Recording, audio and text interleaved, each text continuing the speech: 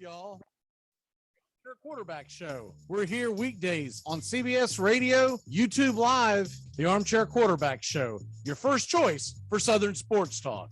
Good morning, Mr. Joey Areola. Good morning. I don't know much, but I know one thing. I watched Max Scherzer's first start last night, and woo, that got me excited for playoff baseball, seeing a big game between the Astros and the Dodgers. Hi, I'm Mac McGinn. I don't know much, but I know one thing. If you watch that, man, you're running on fumes, dude. You need to sleep more. You're listening to the Armchair Quarterbacks. Hey, George, did you buy that sweater knowing the red dot was on it because you could get it at a discount? What? What? You did, didn't you? Elaine, I'm shocked. I'm shocked. Here I go out in the spirit of the season and spend all my savings to buy you the most beautiful Christmas sweater I have ever seen to show my appreciation to you at Christmas. And this is the thanks I get at Christmas. Well, Jerry told me that you did. You told her? How could you tell her? I just swear by the I didn't tell you, stupid idiot. She tricked you. Elaine, you don't understand. I had 103 temperature when I bought that sweater. I was so dizzy, I was seeing red dots everywhere. I thought everything in the store had a red dot on it. I couldn't distinguish one red dot from the other. Armchair. Community Access Channel. He's the armchair quarterback. He's full of beer and he's full of snacks. The all-American man. Hey, howdy, hi, top of the morning to you. Welcome to the Armchair Quarterback Radio Show. Mac McGee and Joey Areola on National Football League Hall of Fame game day. Joey, how the hell are you? Oh, man, is it just going to be beautiful to see the pigskin being tossed around the yard? I'm just glad we're back talking some football, getting close to baseball playoffs. What a time to be alive as summer wraps up here. I'll tell you what, this is fun because it's Cowboys and it's Steelers. The Hall of Fame game is usually fun regardless because you get all the NFL greats down there on the sidelines. They usually interview them because let's be honest, after about one or two series, you're like, I don't know any of these guys. And we flip back over to what I like about it is with the Braves playing in St. Louis tonight, their game doesn't start till 8:15. So the Hall of Fame game will essentially be a thing of the past for me by the time first pitch hits the Braves game. Because honestly, after they do the pregame stuff, I'm going to be like, all right, I know Dak Prescott's not going to play. That's number one. I know that Ben Roethlisberger most likely won't play because he's like 80. I would be seriously surprised if many starters play tonight. And if they do, they'll only play one series. What are you looking for in this game particularly? You know, honestly, I'm just looking for just to see, honestly, just some football back on the field. There's going to be backups that get a lot of playing time. I'm interested to see rookies, anybody that's, towards the bottom of their roster. For the Steelers and Cowboys, I'm not going to pretend, to know who exactly is going to be fighting for all that right now at the end. I'm going to be studying more, but I know when it comes down to my Colts team in these preseason games, I look for those players at the tail end or the young guys to show some flashes. That's what I look for. The young guys and the guys that are on the fringe. So will you watch the entire preseason game? I'll watch the first half. Yeah, I'll have a hard time. Now, I normally have so many devices going on in my house. For me to say I won't have it on would be a flat out lie. I'll have the Braves game obviously on, assuming it's not rained out. I will have probably one other baseball game on. I'm having the Olympics on. Been really getting into it. This morning, I'm sure my neighbors are like, what in the hell? I was jumping and screaming in the garage around 7:30, 7:45 Eastern this morning. I just gotten off the treadmill and I got sucked into the gold medal game it was freestyle wrestling, United States versus Iran. And the guy from Iran is evidently like this incredible world champion. I don't follow freestyle wrestling. I'd be lying if I did, but I like it a lot better than wrestling. That make Oh, come on. or stuntman grab ass, whatever you want to call it. But all jokes aside, I do like the wrestling that takes place in the Olympics, and they have different styles, and it's evolved over the years. But the really cool thing was he was a huge underdog, and the guy that he beat in Iran, I can't pronounce his name. It's about a mile long, but his nickname in Iran is known as the greatest. Okay, because he won last Olympics. He won the gold medal. He had won 2 or 3 world championships since then. I believe one of them got ixnayed because of the pandemic. And anyways, long story short, you could tell his countrymen were into it. You could tell the Americans were into it because you saw them in different rooms, and then some of them were actually in the actual arena because they all have to be distanced. That was an incredible. I watched the match right before that, the bronze medal one, but it was an incredible come from behind victory for the American. David Taylor is his name. David Taylor III, I believe. He had a takedown with less than 30 seconds left, down by 1, so it gave him a 1-point lead. For y'all who don't follow that, it's the equivalent of a walk-off home run. It was just like, whoa, because I really thought he was going to lose. I was like, oh, man, this sucks. This guy, I mean, this is his lifelong dream. He's never won one. Screw the guy from Iran. He's already won one. He's got 1 world championship, right? And it was just a really cool story. But moving on from that, NFL headlines, let's go ahead and dive into the first quarter of the Armchair Quarterbacks. Carson Wentz, can you explain to me what the hell 5 to 12 weeks means? Because we've been talking about this all week. 5 to 12 weeks. So it is very bizarre. He saw the top 2 foot doctors in the world over the past, I should say United States, over the past week, and then had the surgery. Now Quentin Nelson also 5 to 12 weeks. It's a bizarre timeline, but I think for a guy like Nelson to be back quickly, a guy like Wentz, I think they put it out to 12 because you just truly never know. We know from his past, obviously, where he's had different injuries, not particularly this bone that was apparently from high school that finally moved around and got locked into the wrong spot. So he needed that surgery, which went well, by the way. We'll get another update in 2 weeks, and then I'll start the rehab process. But to me, it's going to be somewhere in that 6 to 8 week range. But really, I've never heard 5 to 12 weeks as much in my life as I have in the past. I've never heard it ever in my life, ever. There's never been a timeline this long. I mean, I joked about it, earlier in the week, but it's equivalent of the doctor saying you got 6 months or maybe 38 years to live. I'm not sure. Like what the hell are we talking about? 5 to 12 weeks? It's asinine. I think they're doing it because they don't want to let the public, the ticket buying public, know that it's going to be closer to 12 than it is 5. And I also believe they're going to try to make a trade, but they don't want to look desperate in the trade. So they're going to say, no, man, we're good. But you're going to end up with Nick Foles as your starting quarterback before it's all said and done. That's the way I see this, because the Bears would love to dump his salary. And if there's one guy that knows Nick Foles, it's your head coach in Indianapolis. And it would be a perfect fit. And wouldn't that be funny as hell if Nick Foles comes in and plays well and Carson Wentz never sees the damn field in Indianapolis now? I would laugh like hell over that. Well, you bring up a good point because the odds came out on the quarterbacks yesterday. And right now, Easton is obviously the odds leader as we want to see what he has. But Nick Foles, Phillip Rivers' story came out how he wants to play later in the year, potentially.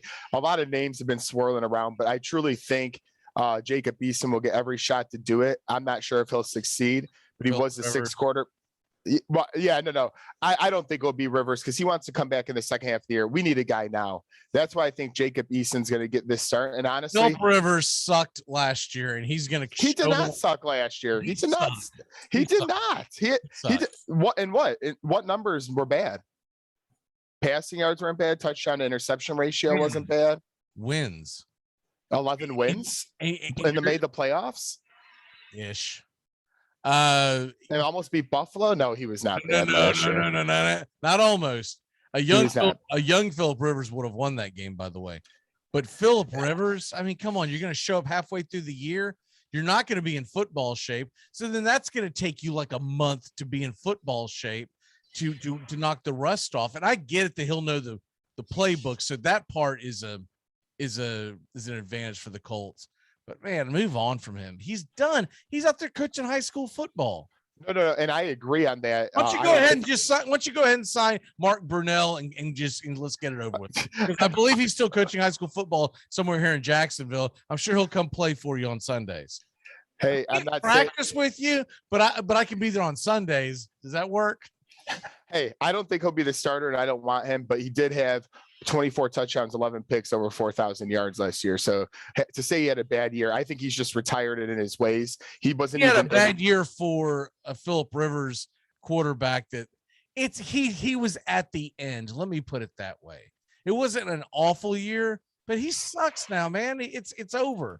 It's over. Well, I don't want him. I think it should be personally, if I'm the coach or the GM of the Colts, I start Jacob Eason, see what he has for the first 4 to 6 games. I mean, and then honestly, I trade for Nick Foles and then see what the hell Eason's got, because if you go into the season with just Jacob Eason, essentially, right?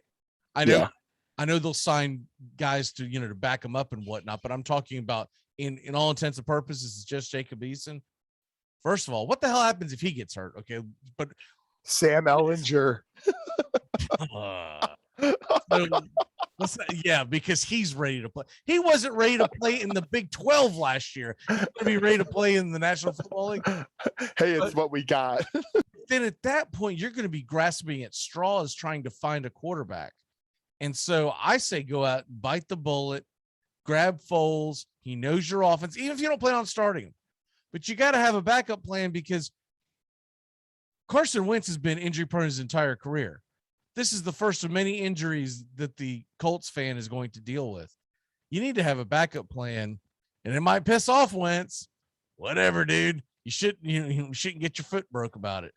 And I would bring Foles in. Now, the only reason why I wouldn't bring Foles in is if for some reason they are just at odds and they're not friends anymore, right? Now, if that's the case, okay, I get it. Then you can't bring him in, because at that point you need to go ahead and just, for all intents and purposes, DFA Carson Wentz, right? Because you can't bring in someone. But if he's still friendly with them, if they got along well, et cetera, you bring Foles in, you say, look, this is his team, but we need help. If he understands that, and Foles is usually pretty good about that. And you know how he crapped the bed in Jacksonville. He's not going to have some kind of ego at this point. He made his $88 million, right? So what the hell? Why wouldn't he?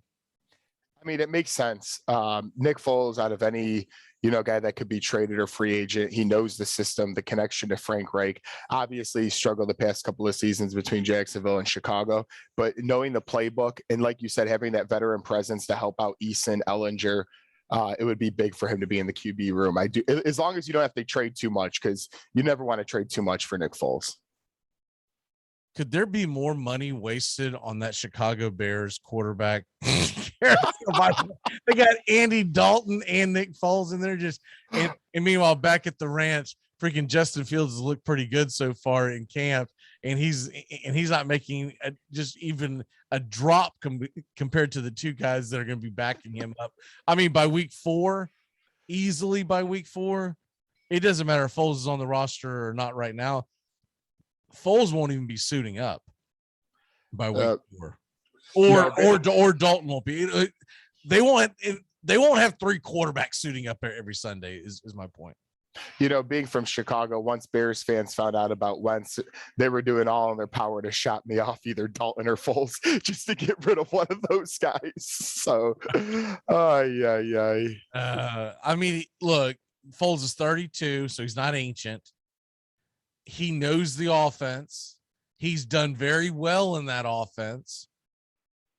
And he's not a 50-year-old bolo tie wearing high school football coach who goes, I'll play around December. I want to bring you in December, because if I don't have a quarterback until December, guess what? Season could be over. I'm tanking anyways. I'm trying to get a number 1 pick. I'm trying to get a quarterback at that point. Yeah. So anyways, You just had to throw that last one in there. Well, it's true. I'm with you. I'm with you. If Wentz doesn't play for 12 weeks, because we laid it out, I think it was yesterday, maybe it was the day before. If that actually takes them past the second meeting with the Titans. So let's say it's 12 weeks. He would not play until November. In November, December, January, the Colts do not play the Titans, who are now definitely the division favorites, right? That's Correct. a problem if he's going to be out that long. So you either got to go Foles, or you have to say this is a complete rebuild and the hell with it. I mean, that if you're wanting to win this year and you think that he can come back at some point this year and help the team, et cetera, then you make the Foles trade. But if you don't, if you're like, dude, I don't even know if that dude's gonna be worth a damn in 12 weeks, then you say, Eason, give me what you got, and you're on stage, baby boy. And if you don't do what we want you to do, there's a good chance we're gonna have the number 1 pick anyways. We're gonna grab Spencer Rattler or somebody. Well, yeah, because if he's out close to 12 weeks too, don't forget we get to keep our first round pick, and then the Eagles have to take on a second. So they're probably not happy about this injury either if we get to keep our first round pick now. What is the cutoff for that for the first round pick? He has to play 70% of regular season snaps, Carson Wentz, which doesn't seem too likely if he misses closer to 12. It doesn't seem likely when they made the trade. Yeah, fair. Because I remember when I saw that, I was like, yeah, Carson Wentz is going to 75% of the freaking snaps. Yeah, okay. What is this, 2016? Like, no way, dude. It's not going to happen. That dude is brittle. Other things going on in the world of, so you got the Hall of Fame enshrinement going on Saturday, 6:30 Eastern for people who are wanting to watch it. They're doing it that early because everyone who's involved in it is like, over the age of 70. So you can't be having these late nights. I'm surprised they didn't do like an early bird special blue plate, 4 p.m. for these Hall of Fame enshrinements, which I'd be fine with. I'd be fine to, I kind of hate that they wait so long, but it is what it is. It's a pretty good class. So, some years I don't watch it. This year I do plan on watching it because, and I know he'll be the last to go on, so I'm recording it so I can fast forward through the junk. But Peyton Manning's going to be worth the price of admission.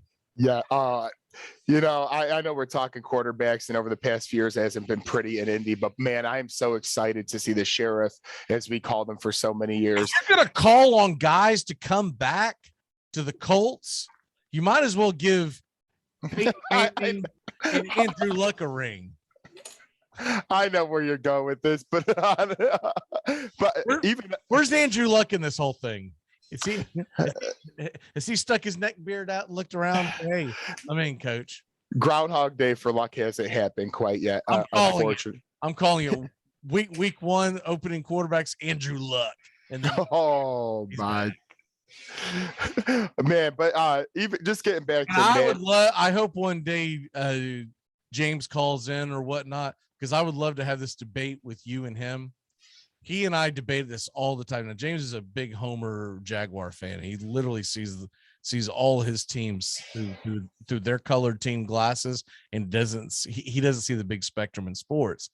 But he's a big Jaguar fan, and we have had this argument. It's a joking argument for the last year or two about how he said Andrew Luck just wasn't that good. I was like, what are you talking about? Andrew Luck was an all-pro. Andrew Luck, he goes, he's overrated. He's just not that good. As if Andrew Luck would have played a little longer, he would have went to the Hall of Fame. I don't think he will now because the sample size is just too small. Like they'll give a Calvin Johnson a pass, but it's too small of a sample size for Luck. But when Luck could stay upright and was healthy, it was phenomenal. And he had an average defense and average offensive line in his first 3 seasons. He made the playoffs, including an AFC championship. So I would love love for y'all to have that debate, because he'll be, oh no. And this is the same guy that if it's not a Southeastern Conference football game, he's just not going to watch it. He's out. Right.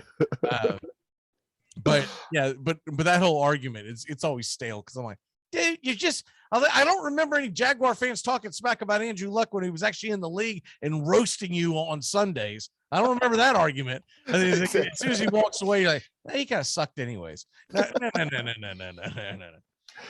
That's not how this works. I told him, I said, if he was a Jacksonville Jaguar, he would be the greatest Jacksonville Jaguar quarterback of all time. And then he asks me with Brunell and David Gerard. I'm like, oh God. Come on, bro. Maybe the full spectrum of what Brunell did, maybe, but he was never better than Andrew Luck on any given year. Let's go ahead and take a break. When we come back, it's Atlanta Falcons Day, and we're going to get into the Falcons and dive into the year that will be, and can they compete in this division, which is a very, very tough division that got even tougher over the offseason. We'll be back in a flash here on the Armchair Quarterbacks. Keep it locked in here to CBS Sports Radio and YouTube Live. Question: what kind of bear is best? It's a ridiculous question. False. Black bear. Well, that's debatable. There are basically two schools of thought. Fact: bears eat beets. So bears beats Battlestar Galactica. Bears do not. What is going on? What are you doing? Identity theft is not a joke, Jim. Millions of families suffer every year. Michael! Oh, that's funny. Michael! ACC football covered like no other here on the Armchair Quarterbacks. And backpedaling, Lawrence flips it open, wide open. Justin Ross off and running. The Alabama native wins the foot race, and Clemson strengthens its grip on this championship game. Wow, gut punch by Clemson right there. Anchor, quick three. Cameron in the clear. Foot race. And they finally slid him down at the 5. The electric play the nose needed. He wants another deep shot. Drops it in. He pitches to Cersei. Cersei lunges into the end zone, and the Yellow Jackets score again. Armchair Quarterback Radio is ACC country. Enjoy sun-drenched days, epic stays, and plenty of room to roam in Greater Fort Lauderdale. Our hotels, attractions, and restaurants have taken the Visit Lauderdale's Safe and Clean pledge, so you can relax and explore with confidence. When you're ready for that well-deserved staycation, our 23 miles of golden beaches await. Find wide-open spaces to hike, bike, kayak, and paddleboard. Visit your favorite attractions, then dine out in style in socially distanced dining rooms or al fresco on waterfront patios. Learn more at sunny.org. Are you okay, pal? I had a rough day on the job. Are you going home now? I was about to. Well then, you just fulfilled the first rule of law enforcement. Make sure when your shift is over, you go home alive. I'm Amy Lawrence, and I'm up late, always, after hours, hanging out with you on CBS Sports Radio. Check it out, 2 a.m. Eastern, 11 p.m. Pacific. Make sure to listen to the Armchair Quarterbacks. Prime time, drive time. The Armchair Quarterbacks, good enough for us down here in the bayou. Go Tigers and the Armchair Quarterback. Hey, Jacksonville, winter is the perfect time to start planning for your healthy, pest-free spring lawn with True Green, America's #1 lawn care company. True Green's science-based approach and local expertise will help give your lawn the year-round care it needs to be thick and weed-free. Go to truegreen.com/radio to save 50% on your first service. Just call 866-946-5956 or go to truegreen.com/radio today and get a lawn to be proud of. Frazier, wait a minute. Do you think you can get me a tape of the show? What on earth for? Well, how often do you get to hear your son on the radio? I'm on the radio every day.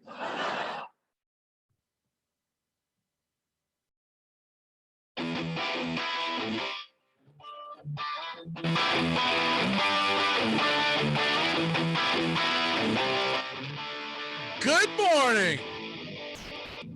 Welcome back to the Armchair Quarterbacks, baby. Football is back. And we've got Olympic action left and right. By the way, in case people missed it, early this morning, early this morning.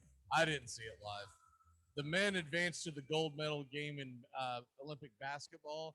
They beat Australia 97-78. Right now, live, the United States men's baseball team has things in hand. They are pounding Korea 7-2 in the 8th inning. So it looks like they will advance to the medal rounds. So, which is really impressive. And people who haven't been watching the baseball, you got to understand something. We have our kids out there playing, essentially. I mean, these are babies out there playing, other than Todd Frazier. Randomly, Todd Frazier, who's like 48 years old, is out there playing third base. Everyone else on the team is like 19. We're going up against Korea and Japan's professional teams, because we'll obviously never send Max Scherzer to the Olympics, because it's right in the middle of the damn thing. You know, if they ever moved baseball to a winter Olympic sport, that I could see some players going, you know what, I never got a chance to do this, I'm going to do it. But you're not going to halt Major League Baseball season and put the millions on the line that you would have to put on to go, yeah, sure, Garrett Cole and your $300 million contract. Why don't you go over there and see if you can, wear out your arm ligament trying to strike out North Korea. You know, it's not going to happen. So no chance. By the way, the Braves just took a 4-3 lead over the Cardinals as I'm rewatching the game.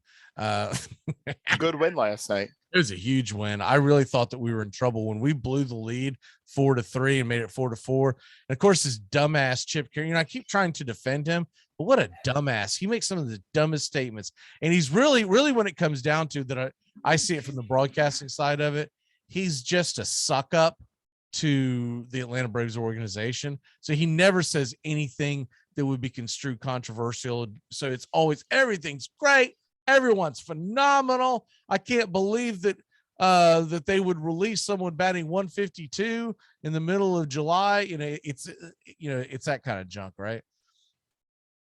He makes the idiotic statement going into the seventh inning. It was right after the Braves took the lead 4-3. He makes the idiotic statement. And of course, Jeff Francoeur is just a meathead. He just a bobblehead. He just bobbles along. Yeah, you're right, Chip. Yeah, really. I really wish they would put more Brian Jordan and less Jeff Francoeur in the booth, or if you're going to have Francoeur, you got to have someone like Jordan to even it out, because I'm sorry, but Francoeur has no earthly idea what he's watching, and he just bobbleheads along. The only time it's ever any good is if Tom Glavine's in the booth with them. So he makes an idiotic statement. Well, now the Atlanta Braves have like 5 guys that can close games. It's really great. We didn't have a single guy worth a damn before the All-Star, before the trading deadline. We made one move. Richard Rodriguez, who, by the way, they burned in the 6th inning of this game. So he wasn't even available when he was making this dumbass statement. No, I'm sorry. Rich Rodriguez was burned in the 6th inning. Yeah. So right after the Braves take the lead, they burn him, and then they bring in Chris Martin for the 7th.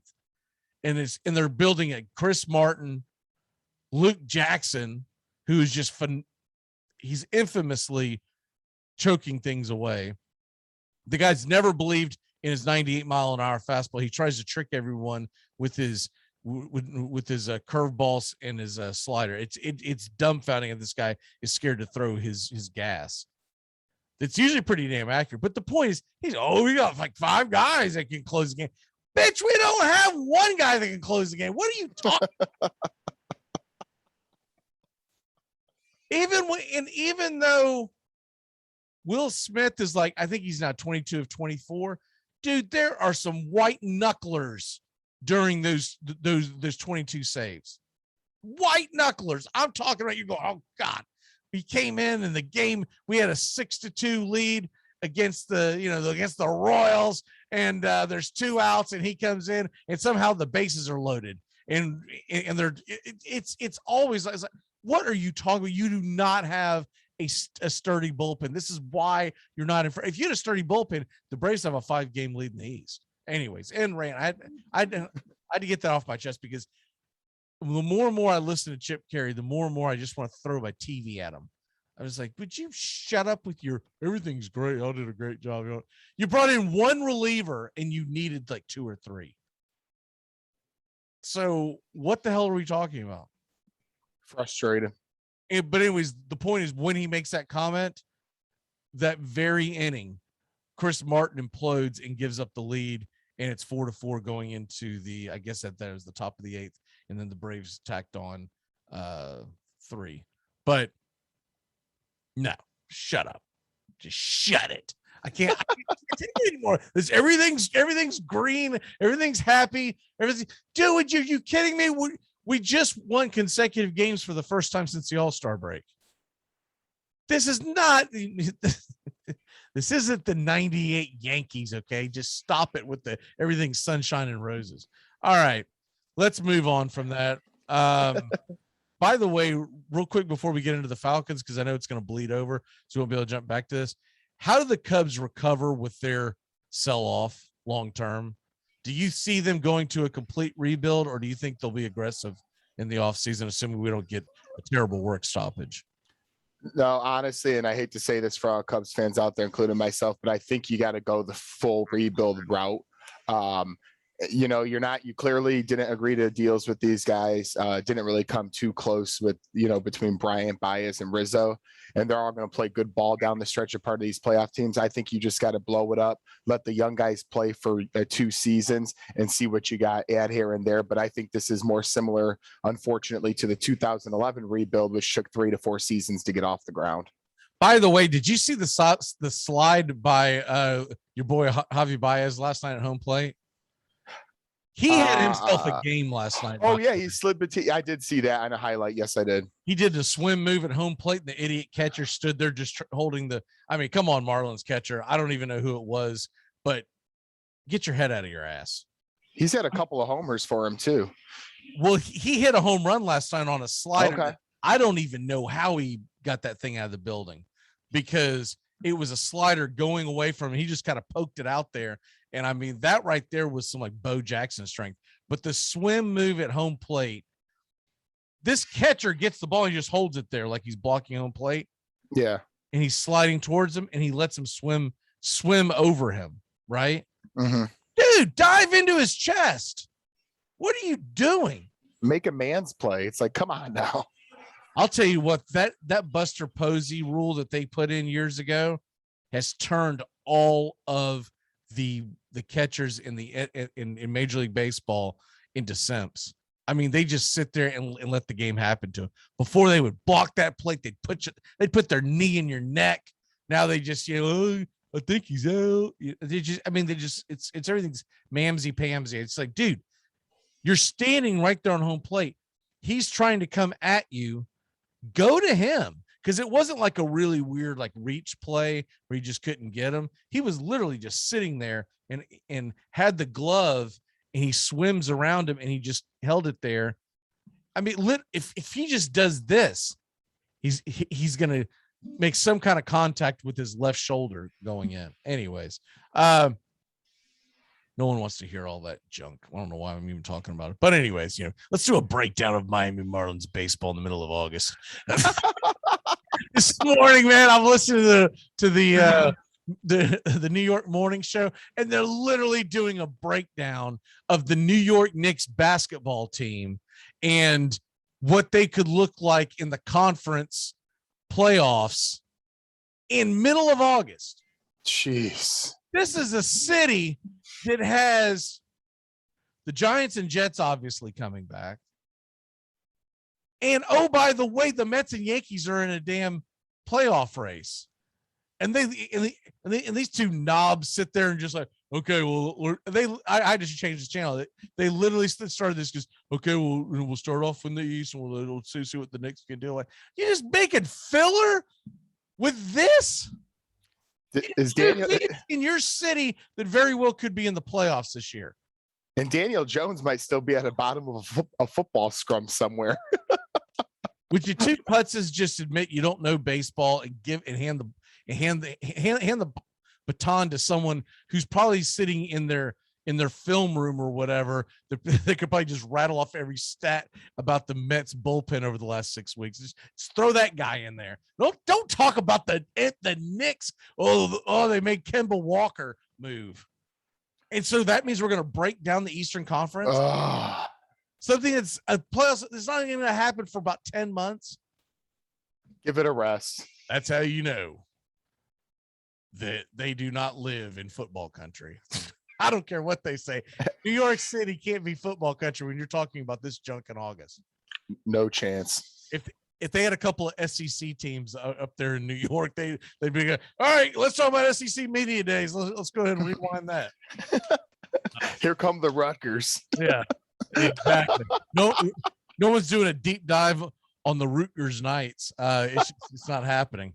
But I mean, my God, dude, basketball breakdowns 10 months before the playoffs.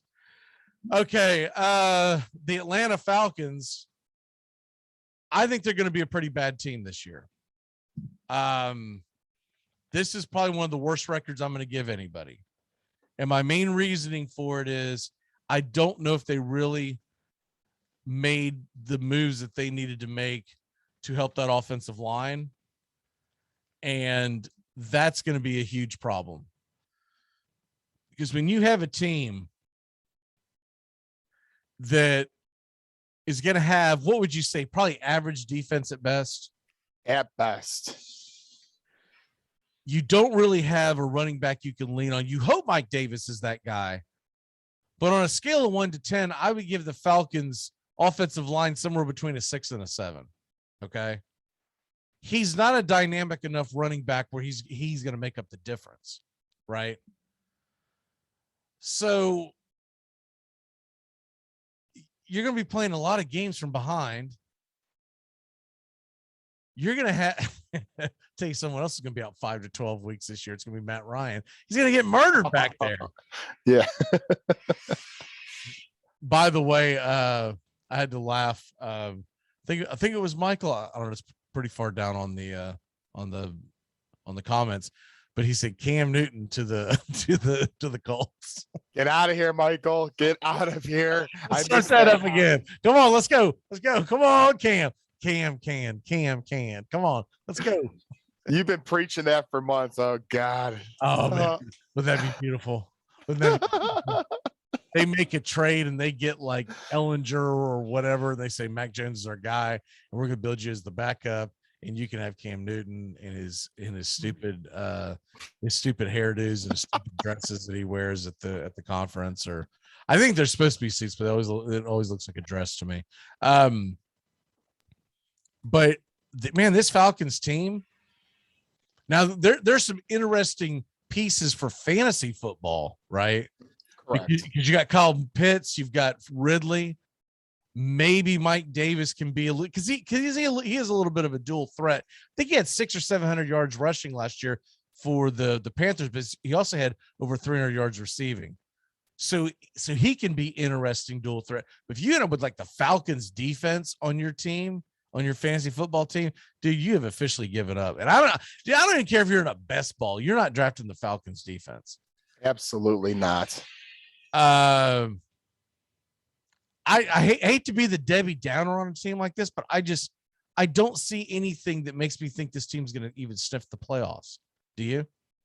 Oh, absolutely not. I was just going through the depth chart and the schedule, which we'll get to in a minute. But sadly, I see no chance of playoffs for the Atlanta Falcons this season. All right, well, let's go ahead and start it then. I really wasn't impressed with much of their offseason except for Kyle Pitts. That was pretty much it. They didn't even help the defense. It's like one of the worst defenses, and it's like they didn't do much to help, in my opinion. No, and two of the guys that they drafted in the first round over the last 6-7 years, they've lost.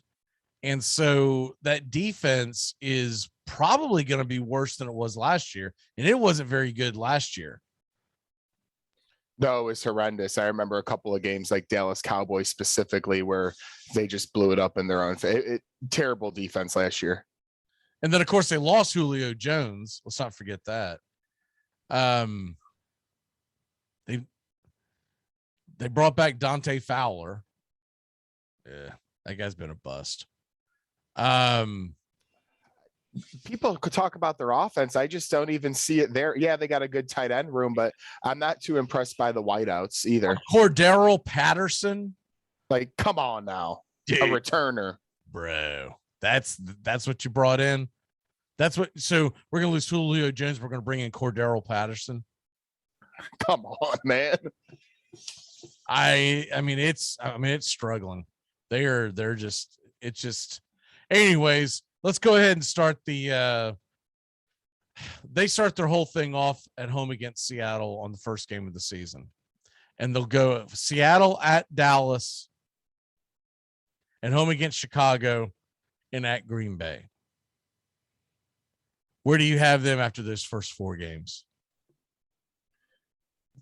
They're not home against the Eagles week 1.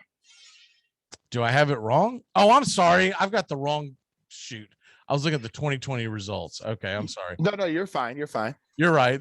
They normally have it flip-flopped and they got the 2020 results at the top of the page. Normally they're at the bottom of the page. All right. Thanks a lot, Athlon or whoever the hell.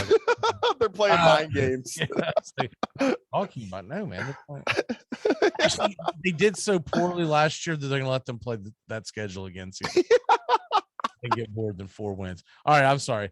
They're at home against the Eagles. Not like that's any better. At Tampa, at the Giants, and at home against Washington. Where do you have them after those? 1 win, 3 losses. Okay. So they're going to be at Tampa Bay, at the Giants, at home against Washington. After they host the Eagles, they're going to be 1-3. So then they'll go to London. And by the way, they don't get a break. So they go to London in 7 days. They'll be at home in Atlanta, Georgia, and then kicking off at London at 9:30 in the morning against the Jets. They'll get a bye, and then they'll be at Miami, at Carolina, and at New Orleans. Where are they at after that? The only, decent stretch of the season, I put them at 3-5, so put them 2-2 there, but that's about where the luck ends for me. But I have them at 3-5 after 8 games. Okay. So after that, we're looking at, was it at New Orleans, at Dallas, at home against New England? One behind at Dallas, home against New England, at Jacksonville, and home against Tampa. Okay. And after that stretch, I have them at 4-8, 4 wins, 8 losses. So you got them 4-8 altogether right there. Okay. So that's right. All right. And they only have 1 win in that stretch. So far they're 4-8. What are the 4 wins that they have? The 4 wins that I actually have them winning the the opener against the Eagles. Then they lose 3 straight. And then I have them beating the Jets in London and the Panthers in Atlanta. And then in the last 4 where I had them winning 1 game, I have them beating Jacksonville, and then the rest are losses. Okay. So that leaves us with 5 games left, right? So they're Correct. At Carolina, at San Francisco, at home against Detroit, and then they're at Buffalo and at home against New Orleans. Where are they at now after all that? After all that, and I'm being a little bit nice, I could have went 1 less win. I'm going 6 wins, 11 losses. I wanted to go 5-12, but I put them at 6-11. I could be wildly wrong about this, but I think they go 3-14. I think this team is going to be just so piss poor. I think they're going to put up some points, but I don't think they're going to be able to stop anyone from putting up points. I also, and look, their head coach, he's new as well. He's trying to implement his style of offense. which, by the way, it was very predicated on play action pass in Tennessee. He had a lot different tools. Like, he had Derrick Henry and a pretty good offensive line in Tennessee. He's going to have an average at best offensive line in Atlanta and Mike Davis. So that's not going to open up the passing game. Matt Ryan's going to have to turn back the clock, essentially. Matt Ryan's going to have to be the Matt Ryan of like 2018 for this team to sniff the playoffs. And I don't believe they're going to do that. No, They'll probably win more than 3, because that's pretty rough to play 17 games. Saying an NFL team is only going to win 3, but that's my best guess. If you said, where do you think you're going to be? Somewhere between 3-14 and 4-13. I think this team's going to be terrible. I don't think they'll win either one of the games against Tampa. I don't believe they'll beat New Orleans, even with New Orleans missing Michael Thomas. I still think New Orleans will find a way. And I don't know if they're going to win. I don't know if they're going to win a division game, because I expect Carolina to be a little better this year. So I think this team is terrible. It makes me wonder sometimes why they even kept Matt Ryan. I would love him in Indianapolis right now being the quarterback, because, I mean, there's nothing really there for him anymore. He's an aging quarterback who you'd put on a veteran team. And right now, I don't see why they would even kept him at this point, really, unless it's just to get people in the seats, maybe. That first 4-game stretch, the game that I give them the best chance of winning is the first one, which is against Philly. That's where I have my W. Because it's in Atlanta and because it's the first game of the season. But at Tampa, loss. At Giants, I think that's a loss. They're going to get killed by Washington, because Washington does everything really good. And I don't know if they're going to beat the Jets in London. Yeah, that was a crapshoot. Flip a coin for. That'll be 5 games into Zach Wilson. Did you see that pass that he threw? I know it was practice. I know he didn't have any pressure on him, but did you see that pass that he threw to Elijah Moore, Zach Wilson, during the pickup practice 3 days ago, maybe? Did you see that pass? I did not see the throw. It's a pretty throw, man. That guy can flat out throw. And then, of course, Moore's just got wheels. So he was just, I don't know who was trying to cover him, but it looked like, you and I were out there playing a zone defense, because Moore just guts the safeties or whatever. And it's just like he was open by 10 yards. I was like, oh man. This is the reason why I really wanted him to go to Tennessee. I was really a big Elijah Moore fan. I think he's going to do great things. Oh yeah, no, I could see definitely, that's a good young nucleus and combination right there. I also heard this morning, and I'm not really sure why, Joe Burrow, it seems like he struggled a little bit early on, and they're a little bit concerned about him in Cincinnati. But this early in camp, I was curious to why they were saying that. But man, if he struggles a little bit this year, that team is going to be really bad if he can't recover well from that injury or whatever's happening. All I heard this morning is how he hasn't looked so good throwing the football and his feet have not been there. Burrow, that's what I heard this morning. I'm not worried about him, man. He was so good. I agree with you. I don't know what they're complaining about. He's coming back from an injury. You're probably watching a show that argues just to argue. But I can't be scared about what Joe Burrow is going to do, because sure, he's got some rust to knock off, but they've done a pretty good job of bolstering that offensive line, which is, if nothing else, it's going to give him a lot of confidence. And once he gets confidence back, I think that's where everything. Look, I don't know if Joe Burrow's ever had a major injury like that before. And so if he has not, this whole new thing is probably new to him, and he's young. I expect Burrow to kind of start off a little clunky, but by the time they hit around mid-season form, they play a Thursday night game, I want to say about a month into the season, against the Jacksonville Jaguars. That will be fun. I think by the time they hit that game, Joe Burrow will look like the Joe Burrow that we thought that they were drafting. And that could be a lot of fun by then, because then you're going to have Trevor Lawrence have a couple of games under his belt. So you can have a real showdown on typically you say Thursday night football, Bengals, Jaguars, you're like, oh man. But honestly, that could be a really fun game because you're talking about Trevor Lawrence versus Burrow. So arguably the two best quarterbacks in college football over the last several years, and they're going to have a showdown. I've got all for it. I've got a pretty funny video for. I guess I'll pop it tomorrow with Tua. Tua's involved in the video. I'll just leave it at that. Let's go ahead and turn back time, and I'll go down a TikTok wormhole. Wife's like, "What are you doing? What are you watching TikTok?" Because research for the show. You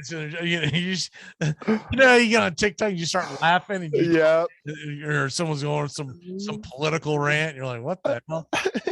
You look up, it's been 45 minutes since I've looked up from my phone. That thing is addictive. You get lost. All right, it's time to. By the way, happy National Underwear Day to everyone. What? What? So I guess today we wear underwear. Okay, then. I did not get the memo that you did not wear underwear. Where's the clip? Jerry and Kramer. I'm out there, Jerry, and I'm loving every minute of it. Oh my God. So if there's a National Underwear Day, is there a National Commando Day? Let me know when it is. Whoops, wrong one. Stop. There we go. Thing gets a delay sometimes. I think I don't hit it, and then I hit it again, then I've already hit it. Goes on and off. Stupid. It's kind of funny. It's National Underwear Day and a National Work Like a Dog Day, along with National Oyster Day and National IPA Day. So work like hell, eat some oysters, drink some beer. We all know that oysters are an aphrodisiac, and then you go and jump in your skivvies, and it's go time. All right, ready? I guess that's what we're supposed to be doing today. All right, on this date in sports history. Turn back time. Sorry.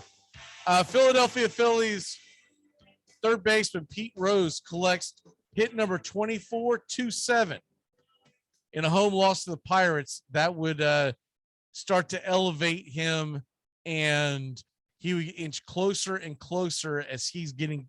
So that right there tied him for the National League lead. He would inch closer and closer. Of course, it'd be 5 years later that he would, or 4 years later? No, 6 years later that he would break the all-time hit record. Also on this date, 1979, Warren Giles, Hack Wilson and Willie Mays were all inducted into the Hall of Fame on this date in the Baseball Hall of Fame, which theirs is coming up soon.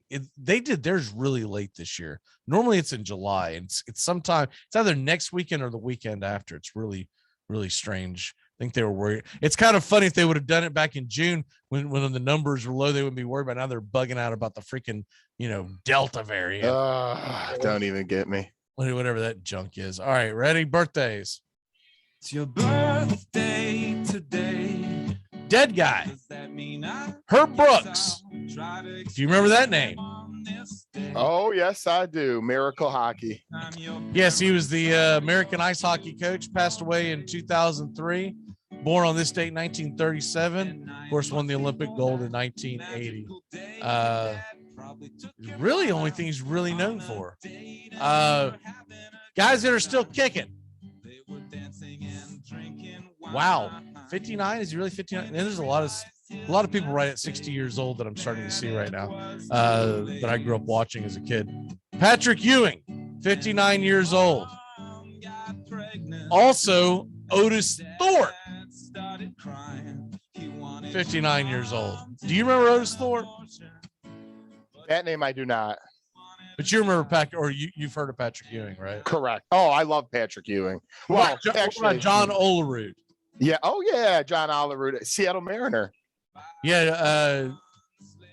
I think he was most known being for the Blue Jays, but he was born in Seattle, and he is 51 years old today. Is he the player that wore the hard helmet? Always. Yep. It had something to do with some severe injury that he had when he was a kid, and his mom made him wear it, and then he just wore it for the rest of his life. Honestly, it's not a terrible idea. I just don't know how. If you're playing first base, I get it. I don't know if you want to be wearing a helmet out there trying to play center field. That thing's gonna be bopping and flopping off your head. There's gonna be no point in it, right? What is your? Oh, by the way, also happy 31st to Patrick Reed, the 2018 Masters champion, and Carl Crawford. My God, 40 years old. He's probably still getting paid by the Boston Red Sox. What is your walk-off for the day? Well, speaking of walk-offs, my birthday is actually tomorrow, so I'm going to enjoy happy birthday. Thank you. 29. Nothing that cool about it. How many times have you turned 29? Hopefully 5 now. Avoiding 30, but I'm going to go to Cubs Sox tomorrow at 1:20 with a few of the guys. Nice. So even though there's nobody left on the roster, I'm going to enjoy myself and enjoy a good rivalry game at 1:20. Nice. My walk-off for the day is National Football Hall of Fame game tonight. So get ready for that. And then, of course, you got some pretty good baseball action. And I'm telling you, if you get a chance right now until around noon, everything's live over there in Tokyo. And then you can always watch the replays. Right now, by the way, France is playing Argentina in volleyball, and for some reason it's being televised on USA Network. Don't know why. But the U.S. did win the baseball game, so that's what came on right after that. And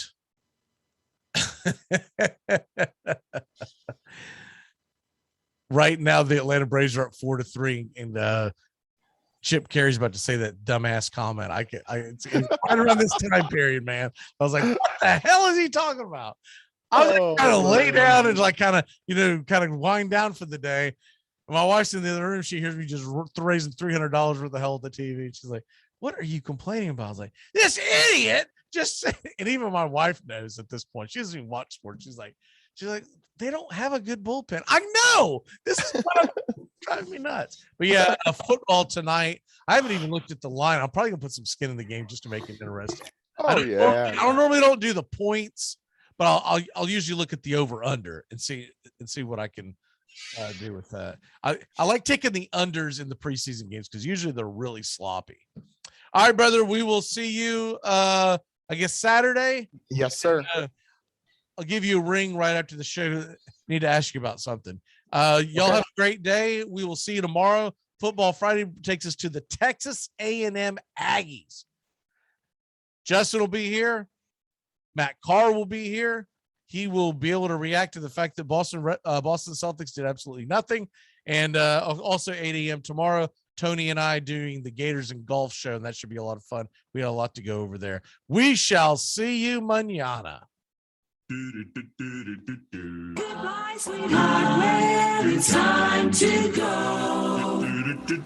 We're back tomorrow with another show. Well, unless we're fired, we'll talk to you then. Goodbye, sweetheart, goodbye. Goodbye. Guys and gals, it's time to go. We'll see you on the next show. Same bat time, same bat channel.